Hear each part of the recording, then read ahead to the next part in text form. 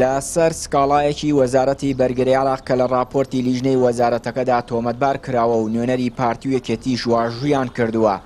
محەممەد ئەمین جوتیارە کوردەکەی پەڵکانە لە دادگای دەبێست بە کەفالەتی 3 ملیۆن دینار ئازاد کرا. ئەو جوتیارە دەڵێت ناوەڕۆکی راپۆرتی لیژنەکە زۆر خراپ لەسەر جوتیارانی کورد نووسراوە و تاوانباری کردوون. پارێزەری کەیسەکەش باسی ناوەڕۆکی راپۆرتی لیژنەکە دەکات کە گوایە جوتیارانی کورد هێرشیان کردووەتە سەر سوپای عێراقی. ئەسلی ئەو سکاڵایە لەسەر ئەو راپۆرتە هاتووە کە لە ڕۆژی 12 لێژنەیەکی سەربازی لە سەرۆکایەتی ئەنجومەنی وەزیرانی عێراقی هاتوونەتە منتیقەی شەناغا تاوەکو لێکۆڵنەوە بکەن لەو حادسەیە کە لە 7/2 لە بەرامبەر من ئەوەی کە تایبەتە بە مەسلەی ڕاشانی ملپێچەکە کرا. لێژنەکە سەربازی بووینە 4 کەسی لە جێش عێراقیەکیشیان دوانیشان کوردن. ئەو لێژنەیە بەڕاستی راپۆرتەکەی هەم لەسەر منتیقەکە خراپ نووسی هەم لەسەر پەرلەمانتارە کوردەکان خراپ نووسیەوە لە هەمووشی زیاتر خراپتر ئەوەیە کە لەسرە من بە ینی زۆر بە خراپەیان نووسێ وەکو ئەوەی کە من هۆکاری فیتنەکاری بم و من ئاژاوە جێڕ بم لەو منتیقەی.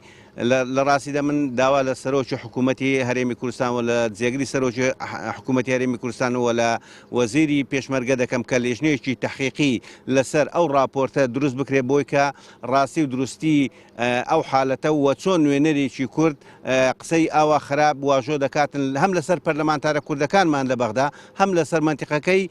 و ئەمەش دەسە ئەساسی ئەوە دەیە کە راپۆرتێکی هاوبەش لەلایەن ژمارەیەک لە ئەفسەری وەزارەتی بەرگری عێراق و هەروەها هەرێمی کوردستان کە 2 ئەفسەری هەرێمی کوردستانیشی تێدایە کوردن بەداخەوە نەدەبای واژ لەسەر ئەو راپۆرتە بکەن. لەو راپۆرتێکی زۆر خراپە یەک لەسەر خودی کاک محەممەد کە دەرێ دەبێ کاک محەممەد درێتە دادگا چۆن دەبێت ئەفسەرێکی کورد ئەمە واژ بکە و هەروەها دەبێت لەسەر پەرلەمانتارە کوردانەی کە لەبۆ تەقەسی حقایق هاتینە لە ئەو منتیقەکە لەگەڵ لایەنە پەیوەنددارەکان لێرە دانیشتینە بۆ چارەسەرکردنی کێشەکانی کە لەو منتیقە هەیە.